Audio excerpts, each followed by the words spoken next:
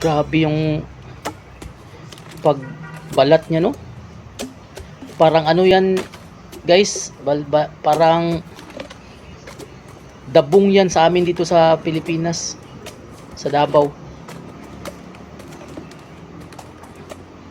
Yan ang masarap na lagyan ng gata.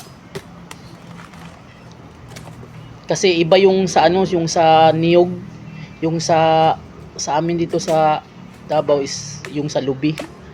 Yung ano yun, ubod yun. Pero yan parang dabong yan sa kawayan. Kawayan kasi yan. Ang bilis niyang magbalat ng ano ba? Dabong. Sobrang sarap yan kainin, guys. Sarap yan lagyan ng gata. Parang saglit lang niya balatan ba.